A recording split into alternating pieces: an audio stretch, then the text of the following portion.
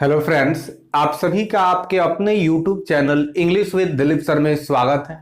तो दोस्तों, आज के सेशन में हम लोग एक जो आपका पोइट्री है फायर हाइम, उसी के जो बचे हुए स्टेंजाज हैं उन्हीं का हम आज अध्ययन करेंगे, उसी का डिस्कस करेंगे। तो चलिए दोस्तों, देखते हैं कि इस स्टेंजा में लेखक हमें क्या समझाने का प्रयास करते हैं या कौन सी बातें कहते हैं और इस स्टेंजाज से हमारी कितने महत्वपूर्ण ऑब्जेक्टिव क्वेश्चंस बनते हैं। तो आपका पहला लाइन है कि bore witness to the fire's debauchery.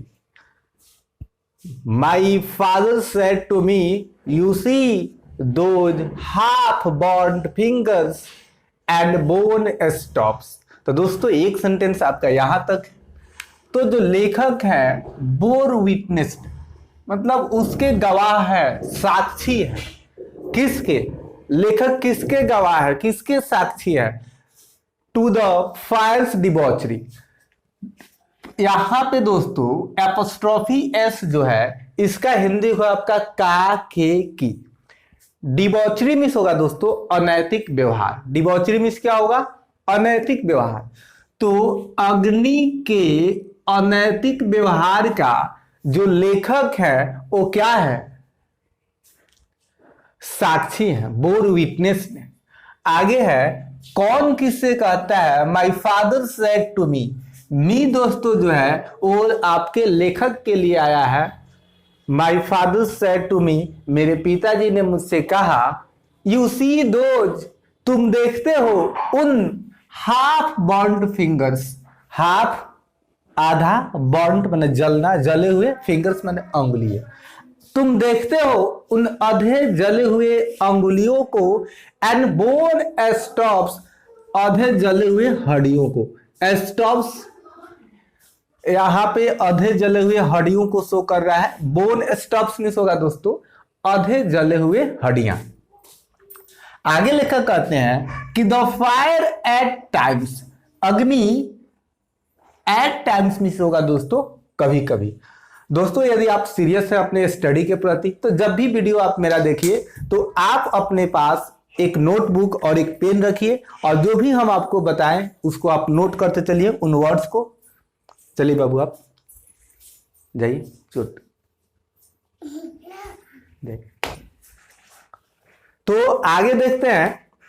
और जेरोस्ट्रियन आई, लेखक कहते हैं कि the fire eight times forgets it's dead. लेखक कहते हैं कि जो अग्नि है कभी कभी अपने मृतक को वो क्या करता है? भूल जाता है।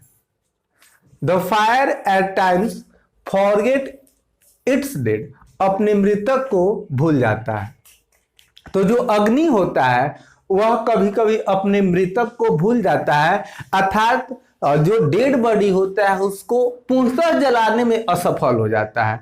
जलने के बाद जो आपका क्रीमेशन का जो प्रक्रिया होता है, दाह संस्कार की जो विधि होती है, उसके बाद भी बहुत से अंग आपको अधजले दिखाई देंगे जब आप घाट पे जाइएगा, लेखक कहते हैं। और वही क्या होता है, जो अग्नि है कभी कभी भूल जाता है।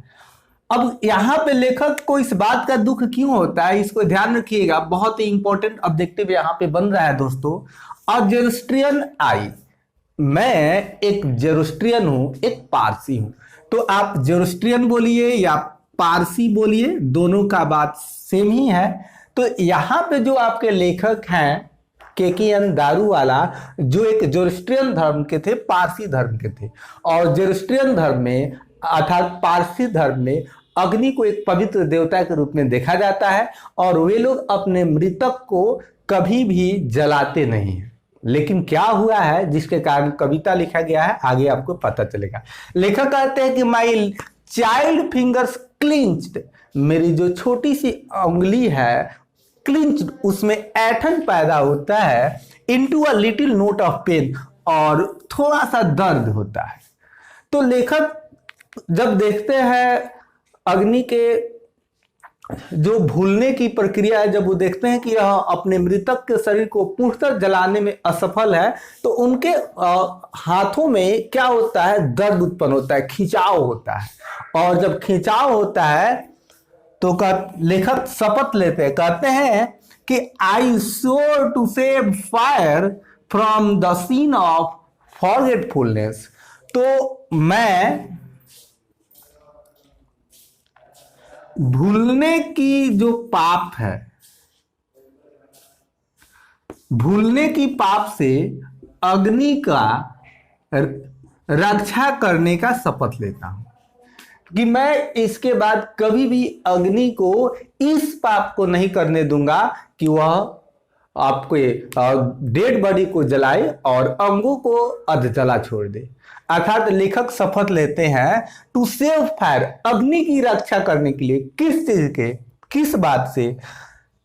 From the scene of forgetfulness, भूलने की जो पाप है, सीन मिस होता है दोस्तों पाप, भूलने की जो पाप है उससे रक्षा करने के लिए, उससे बचाने के लिए लेखक आपके के अंदारू वाला शपथ लेते हैं। तो स्वीयर यहाँ पे श्योर है, SWOR, तो स्वीयर मिस भी शपथ लेना, प्लीज मिस भी शपथ लेना होता है, स्वीयर होता है, टेक ओथ होता है। तो दोस्तों इस स्टैंजा के जो महत्वपूर्ण पॉइंट्स है वो आपके साथ चर्चा हुआ है। दोस्तों यदि आपको वीडियो अच्छा लग रहा है तो प्लीज लाइक कीजिए, और चैनल पे नए हैं तो चैनल को सब्सक्राइब कर लीजिए और बेल आइकन को भी प्रेस कीजिए ताकि मैं कोई भी न्यू वीडियो अपलोड करूं तो सबसे पहले आप तक पहुंचे। तो चलिए दोस्तों आगे बढ़ते हैं और आगे बचे हुए कुछ स्टैंजाज को लेते हैं। तो दोस्तों ये आपके पोएम का आखिरी स्टैंजा है। तो चलिए दोस्तों देखते हैं कि इसमें हमारे लिए कौन कौन से महत्वपूर्ण पॉइंट बन सकते हैं जो हमारी परीक्षा के लिए बहुत ही इंपॉर्टेंट होंगे। तो दोस्तों तो आपका पहला लाइन है कि it never forgot and 20 years since as I consigned my firstborn to the flames। तो दोस्तों यहां पे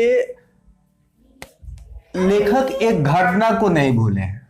अभी कितना दिन हुआ उस घटना का टाइम बताया गया है जो आपके लिए इंपॉर्टेंट ऑब्जेक्टिव है।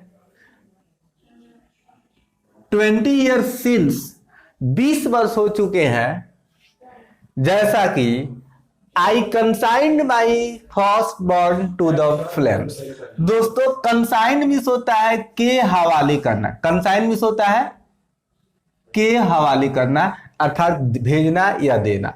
माई फर्स्ट बॉर्न, यहां पे माई फर्स्ट बॉर्न कहने से आशय है लेखक के पहले जन्मे हुए पुत्र के लिए, अर्थात लेखक का जो मतलब सबसे बड़ा लड़का था, पुत्र था, उसे उन्हें टू द फ्लेम्स,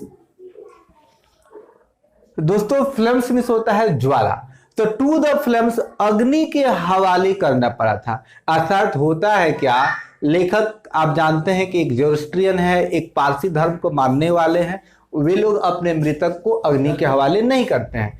लेकिन एक बार अचानक उनके बड़े लड़के की मृत्यु हो जाती है और उन्हें अग्नि के हवाले करना पड़ता है, अर्थात उस बच्चे का जो दाह संस्कार होता है वह हिंदू रीति रिवाज के अनुसार करना पड़ता है। तो होता क्या है, क्यों करना पड़ता है, इसका आंसर है कि the nearest tower of silence. दोस्तों याद रखिएगा टावर ऑफ साइलेंस क्या होता है, वाज 1000 माइल्स अवे। कितना दूर है, 1000 माइल्स दूर है। तो नियर मींस नजदीक होता है, द नियरेस्ट सबसे नजदीक सुपरलेटिव डिग्री है दोस्तों। तो the nearest tower of silence was 1000 miles. तो जो लेखक के पास से जो सबसे नजदीक का जो टावर ऑफ साइलेंस होता है वह 1000 मील की दूरी पे होता है। और दोस्तों यह जो टावर ऑफ साइलेंस है यह एक ऐसा स्थान है जहां मृतक अपने दोस्तों जहां पे पारसी धर्म के लोग अपने मृतक को वहां पे ले जाके रख देते हैं, वहां पे डिस्कम्पोज करते हैं। अर्थात एक स्थान होता है, आपको हम फोटो में दिखाने का प्रयास कर रहे हैं, देखिए यहां पे ले जाके वो लोग रख देते हैं। तो टावर ऑफ साइलेंस दूर होने के कारण लेखक को अपने प्रथम जन्मे पुत्र को अग्नि के हवाले करना पड़ता है, अर्थात हिंदू रीति रिवाज के अनुसार उसका दाह संस्कार करना पड़ता है। The fire had said to me, लेखक कहते हैं कि जब मैं अपने बड़े लड़के को उसमें अग्नि के हवाले किया था, अर्थात अग्नि हिंदू रीति रिवाज के अनुसार उसका दाह संस्कार कर रहा था, तभी मुझे अनुभूति होती है कि अग्नि ने मुझसे कहा, जो अग्नि है, अग्नि ने मुझसे कहा यू स्टैंड फॉरगिवन, तुम्हें माफ कर दिया जाता है। ब्रोकन, जो तुमने विद्रोह किया है, जो पारसी धर्म के रीति रिवाज के विरुद्ध तुमने हिंदू धर्म, अग्नि को अपने पुत्र को हवाले किया है, अग्नि हिंदू धर्म के रीति रिवाज के अनुसार जो दाह संस्कार करने का जो तुमने गलती की है, जो तुमने विद्रोह किया है, इसके लिए तुम्हें माफ कर दिया जाता है। लेकिन लेखक जो है एट रिबेलियस, फिर भी वह एक विद्रोही रूप में लेखक कहते हैं कि आई सोर दिस टाइम, मैं उसी समय कसम लिया, कसम खाया, शपथ लिया, टू सेव इट, कि मैं इसकी रक्षा करूंगा। किसकी? अग्नि का। From the scene of forgetfulness, उसकी जो भूलने की पाप है उससे अग्नि की रक्षा करूंगा। अर्थात मैं इसके बाद अब कभी भी मृतक के शरीर को अग्नि के हवाले नहीं करूंगा, अर्थात मैं अग्नि की रक्षा करूंगा इस भूलने की पाप से। तो दोस्तों, लेखक 2 बार शपथ लेते हैं, याद रखिएगा, 2 times ही टेक्स वेयर, 2 बार शपथ लेते हैं, कसम खाते हैं। तो दोस्तों, अब आपका जो पोएम है फायर हार्न, जिसके रचनाकार हैं केकेएन दारूवाला, वो समाप्त होता है। तो दोस्तों, आपको वीडियो अच्छा लगा हो तो प्लीज लाइक कीजिए और ज़्यादा से ज़्यादा शेयर कीजिए, आप अपने दोस्तों तक पहुंचाइए। तो चलिए दोस्तों, वीडियो अंत तक देखने के लिए आप सभी का तहे दिल से शुक्रिया। थैंक यू दोस्तों, हैव अ नाइस डे।